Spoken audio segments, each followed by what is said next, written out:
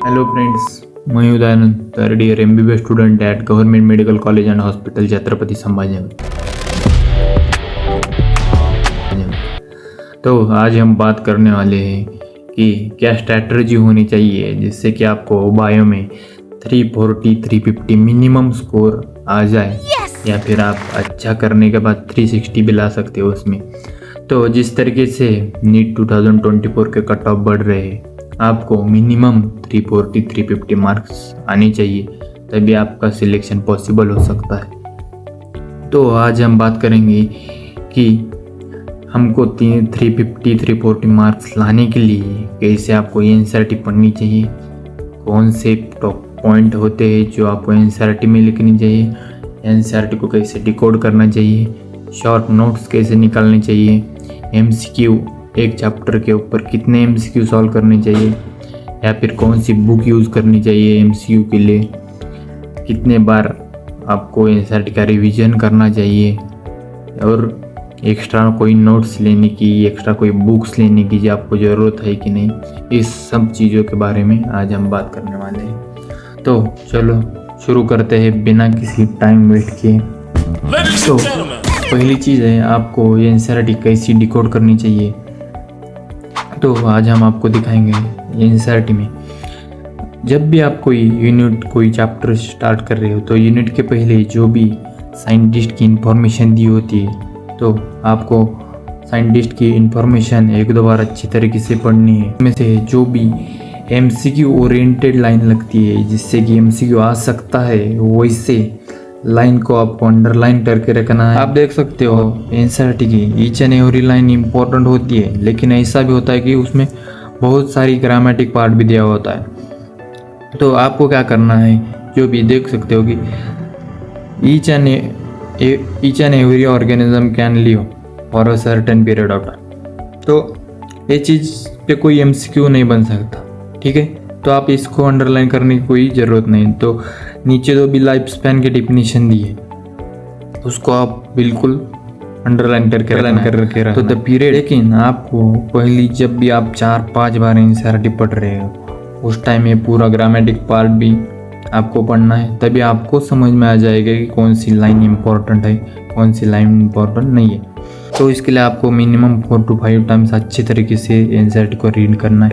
उसके बाद ही आप इसे अंडरलाइन करके रख सकते हो, ताकि आप जब भी बाद में रिवीजन करो कोई भी मॉक टेस्ट में कि आपको ज़्यादा से ज़्यादा टॉपिक रहते हैं, आपको कम से कम टाइम में रिवाइज करना है, उसके लिए आप रख सकते हो। तो मैंने जैसे बताया कि आपको 4 to 5 टाइम्स आपकी लाइन टू लाइन में एकदम परफेक्ट रिवीजन होनी चाहिए।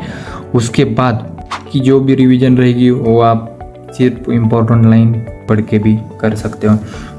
दूसरी बात है, जो भी आपको NCERT के बाहर के टॉपिक जो भी आपको क्लास में बताए गए हैं कि इम्पोर्टेंट है, बाहर के हैं लेकिन एग्ज़ाम में आ सकते हैं, वैसे टॉपिक आप खाली जगह जो भी रहती है ब्लैंक प्लेसेस, तो वहाँ आप लिख सकते हो।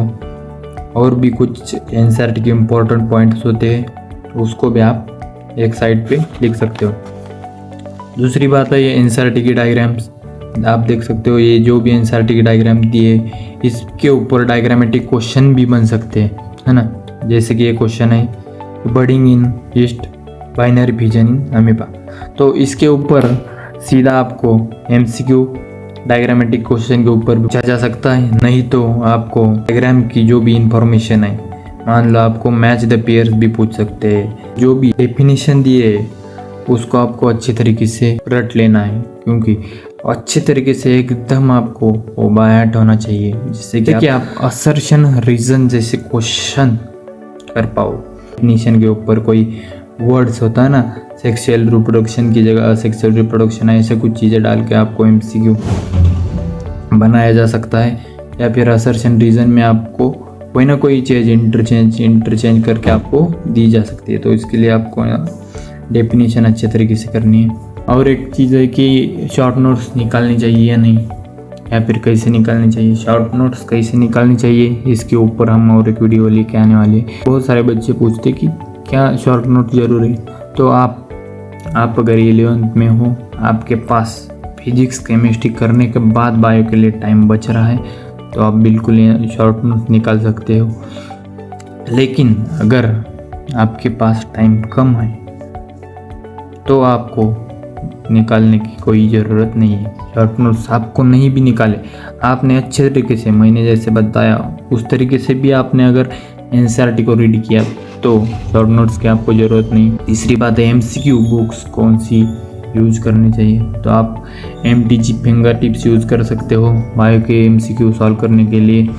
कितने एमसीक्यू सॉल्व करने चाहिए, तो मैक्सिमम 250 कर सकते हो, मिनिमम 200 भी कर लिया तो आपका काम हो जाएगा। उसमें आप प्रीवियस ईयर क्वेश्चन भी कर सकते हो। प्रीवियस ईयर क्वेश्चन आपको एक आइडिया लग जाता है कि इस चैप्टर में से कौन से टॉपिक है जो इम्पोर्टेंट है, किस टॉपिक में ज़्यादा से ज़्यादा एमसीक्यू बार बार पूछे गए, तो आप उसको पक्का परफेक्ट कर सकते हो। तो इसलिए आप PYQ सॉल्व कीजिए। एनसीईआरटी का कितनी बार रिवीजन करना चाहिए, पहले बताया कि आपको 4 से 5 बार परफेक्ट रिवीजन करना है, उसके बाद आप 2-4 बार सिर्फ अंडरलाइन की हुई लाइन ही पढ़ सकते हैं। गाइस अगला वीडियो हम शॉर्ट नोट्स कैसे बनाना चाहिए या फिर जो भी एनसीईआरटी में टॉपिक दिए जिसके ऊपर हम ट्रिक से याद रखते हैं ना, आप हर चीज़ रट के याद नहीं रख सकते। याद भी रख लिया आपने तो भी कुछ टाइम के बाद वो भूल जाओगे, तो इसलिए हम ट्रिक्स के वीडियो वगैरह लाते रहेंगे। इसलिए आप चैनल को सब्सक्राइब करके रखिए, अपने दोस्तों के साथ शेयर कीजिए, क्योंकि आप हर बार वीडियो देख के चले जाते हो लेकिन सब्सक्राइब नहीं करते। इसलिए सब्सक्राइब करो, वीडियो को लाइक करो और अपने ज़्यादा से ज़्यादा नीट वाले दोस्तों के साथ शेयर करो। थैंक यू, मिलते हैं अगले वीडियो में, तब तक के लिए बाय बाय।